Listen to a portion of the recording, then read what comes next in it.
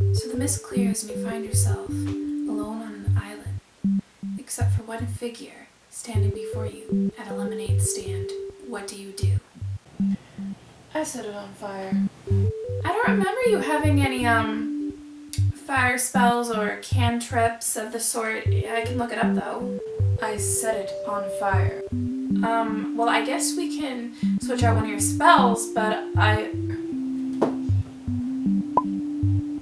oh no.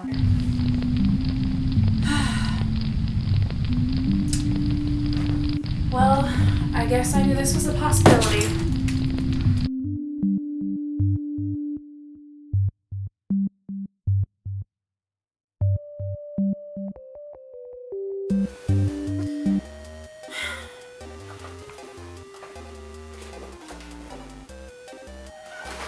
I like that map too. Hi, my name is V, and welcome back to my channel. And if you're anything like me, you like playing D&D, but whether it's just schedule conflicts or lack of players, you don't get to play D&D a lot. But I still love it. I like podcasts about D&D and TV shows about D&D. But you know, there's another way to get your D&D fix. So here's 5 books that remind me of D&D. Before we get started, I want you to know this list does not contain comic books, but I'm aware they exist. Number 5, Discworld. If you haven't heard of Discworld before, it's a series of books that spans dozens. I mean, there's a lot of them. It's written by Terry Pratchett. And if you haven't heard of Terry Pratchett before, perhaps you've heard of, Good Omens, written by him and Neil Gaiman. Recently turned into an Amazon original, which is a pretty good show. Discworld is entirely different. It's got that same sort of fast-paced humor, but with a little bit of a darker edge to it. Since it's such a vast series, I wanted to focus on the first novel, Color of Magic, which, well, it follows the adventures of a cowardly wizard who, despite hating it, is stuck in the middle of an adventure. As the adventure progresses, he gathers more party members, so to speak. As far as him adventuring goes, he's sort of like the one party member who constantly rolls 2s and 1s and 3s, but somehow at the last moment they roll a nat 20 and get out of it. I could say more, but I feel like you should read it.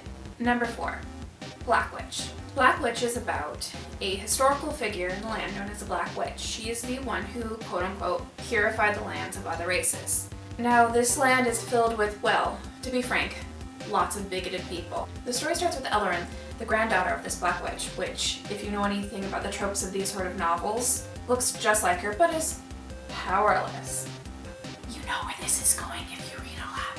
Ellerin, through going to school, meets other people, learns of her own internal biases. Generally stops, being a bigot. The Black Witch series is YA meets D&D. Number 3, Mog World. Mog World starts with the main character of the series dying and then promptly being resurrected as a zombie for an undead army. And then the gods of this world probably decide they don't like the legions of undead walking this world and, delete them. Only 3 poor zombies remain, leaving them to avoid the gods at all costs so they can remain living well, not living undead.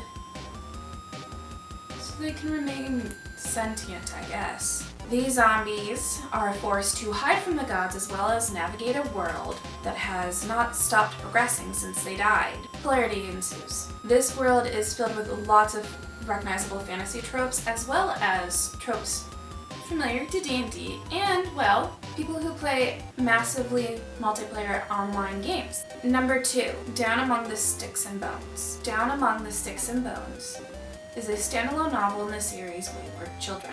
The book follows a pair of twins named Jacqueline and Jillian, Jack and Jill for short, and we see how their parents aggressively force them into roles they don't want to be in, to the point where it affects their mental health.